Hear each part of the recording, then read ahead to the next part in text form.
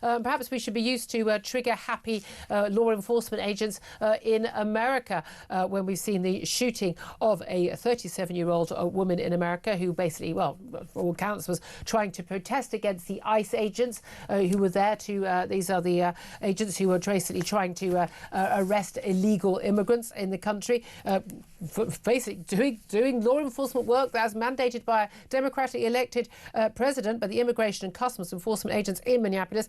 They shot a 37-year-old woman who has now been named as Renee Nicole Good. She's been decried by the Department of Homeland Security as a violent rioter. Well, she was sitting in her car. She shouldn't have been there. She should have done what she was told. She should have got out of the car when she was told to. However, she tried to drive off and an agent directly in front of her shot her in the head and she died. That sparked something of a lot of criticism and a lot of protests in Minneapolis, bearing in mind that, of course, is the city where we did see in 2020 the shooting of George Floyd, and we all remember the riots that resulted from that. It is a Democrat city, it is a Democrat state, and this is what the Minneapolis mayor, Democrat Jacob Frey, had to say after that shooting. They are already trying to spin this as an action of self-defense. Having seen the video of myself, I want to tell everybody directly, that is to ICE. Get the out of Minneapolis. We do not want you here. Your stated reason for being in this city is to create some kind of safety, and you are doing exactly the opposite. Well, he was certainly stirring up more feeling on that. Well, let's talk about this with Adam Coleman, who's a New York Post columnist and joins us now. Good afternoon to you, Adam. Oh, good morning over here. Oh, over there, yeah, indeed, and a happy New Year to you as well. Look, I'm sure you've seen the video. We played the underlay of the video. Some of the videos actually have to stop at the point when the woman is shot. There's no doubt at all that, you know, she was where she probably shouldn't have been, or that she disobeyed instructions from the law enforcement agencies when they told her to get out of the car. Should she have been shot from what you can see from the video? So what I would say is I watch a lot of police cam videos. I watch a lot of incidents involving police, whether it's ICE agents or any sort of law enforcement. The vehicle can be seen as a deadly weapon. And so if you are coming towards an officer with a deadly weapon, they can shoot. Yeah. A lot of people are showing one particular angle. There's an angle that is out there where you can clearly see that she made contact with that officer. Yeah. And so he shot. Now, that officer, what's also coming out, is this officer last year was dragged by a car while attempting to arrest someone for deportation.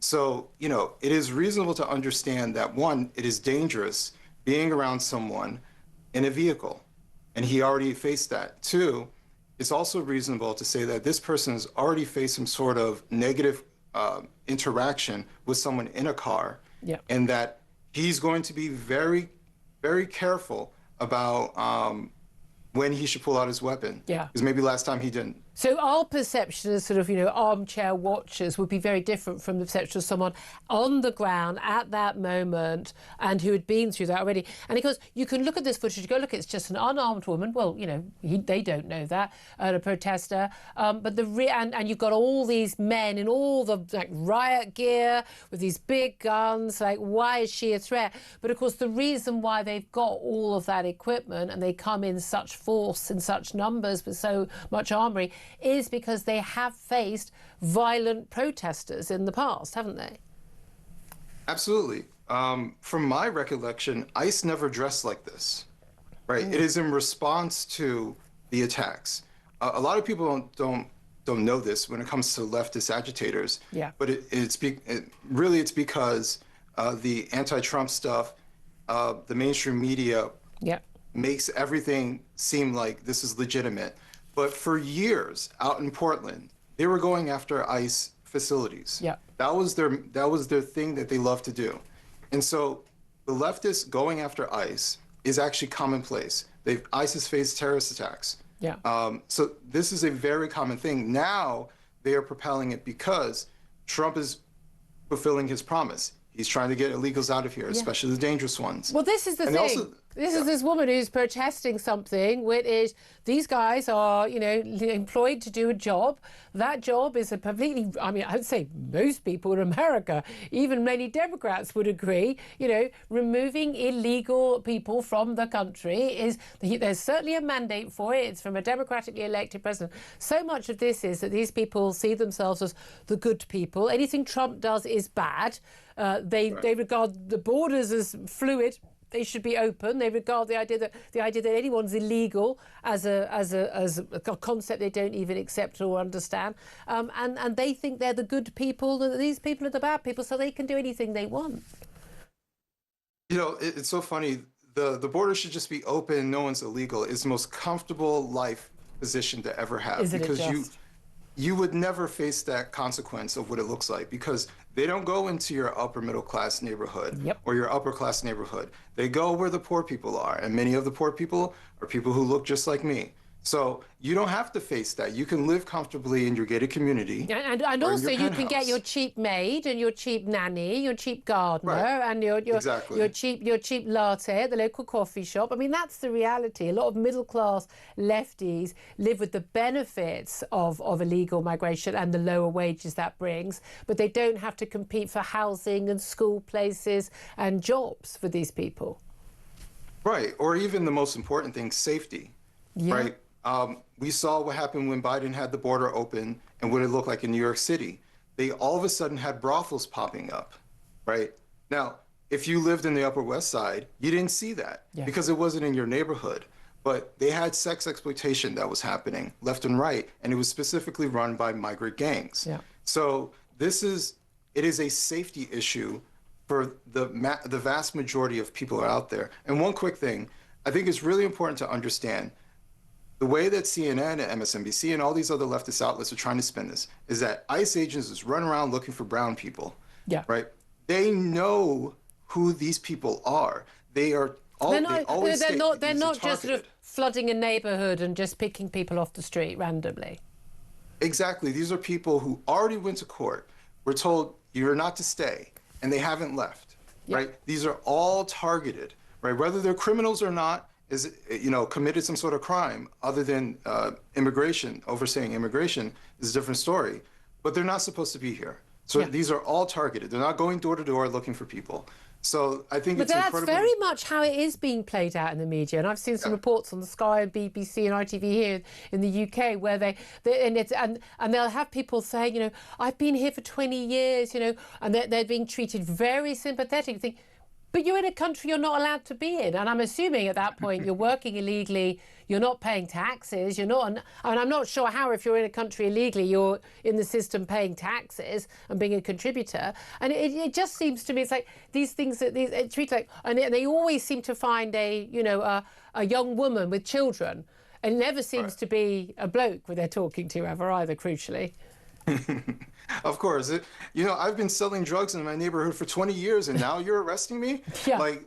You are doing something you're not supposed to do. And the amount of time you were getting away with it has no bearing on anything. And I don't care if you made kids here or not, you're not supposed to be here.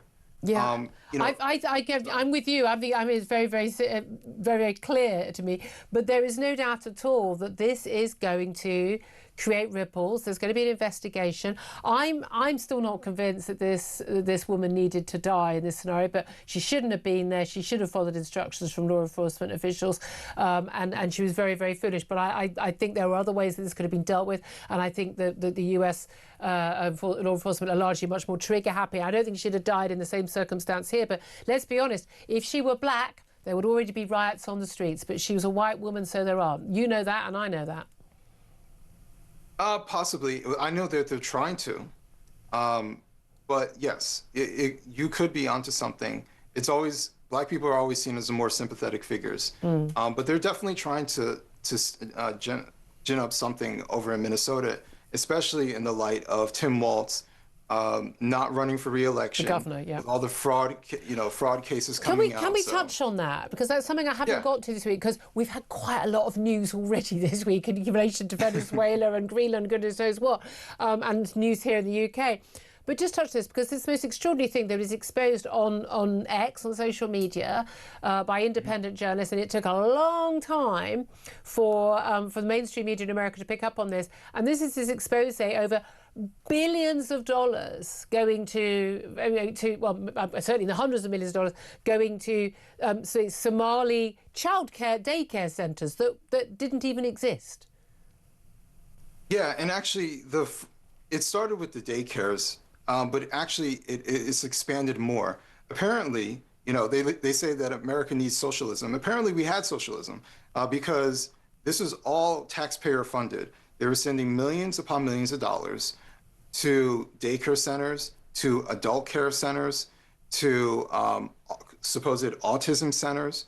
You know, the list goes on of publicly funded things that were coming from either the state of Minnesota or in combination with the federal government funding these things. So the Somalis were essentially gaming the system.